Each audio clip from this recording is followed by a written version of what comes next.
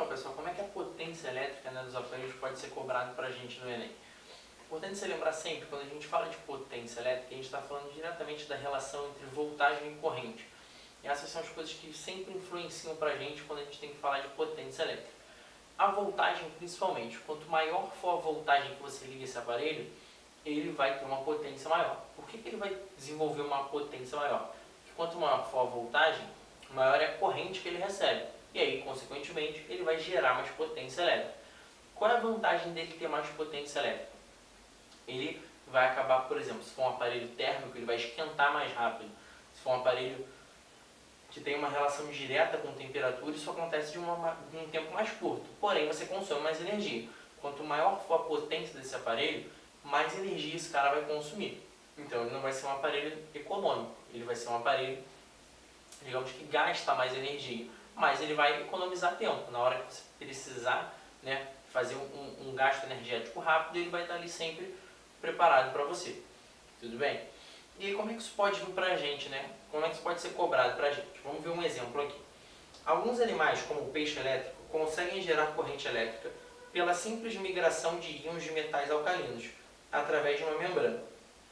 O órgão elétrico desse peixe é formado por células chamadas de eletroplacas, que são similares às musculares, mas não se contraem.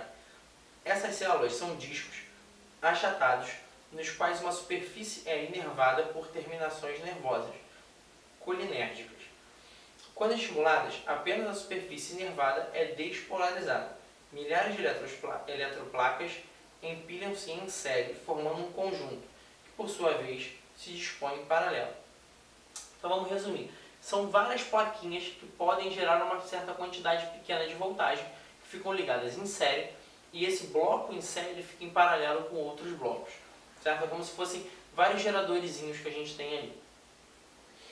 O esquema abaixo representa esses conjuntos, detalhado também a estrutura básica da eletroplaca e mostra os potenciais de repouso da membrana e a sua inversão na face inervada, quando o nervo é estimulado. Então a gente pode perceber aí nesse desenho que cada vez que a gente consegue estimular essa membrana, a gente vai gerar 150 mV, né, por eletroplaca que a gente tem. Como a gente vai ter algumas em série, isso pode ser amplificado, gerando no total uma voltagem maior. Admita as seguintes condições. Cada conjunto de eletroplacas em série é formado por 5.000 células e existem 5 desses conjuntos em paralelo. Esses 5 conjuntos em paralelo podem gerar uma intensidade total de corrente elétrica de meio ampere. Nesse caso, a potência máxima em watts que cada conjunto pode fornecer. Então, o que a gente tem que ver? Eu tenho um conjunto com 5.000 eletroplacas. Qual é a voltagem total que esse conjunto vai me fornecer? Lembra que como eu tenho todos eles em série, né, a DDP total que eu tenho ali é a soma dessas DDPs.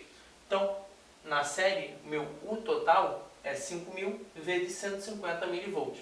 Eu vou ter um total aqui de 750 volts para cada uma daquele meu bloco de eletroplacas.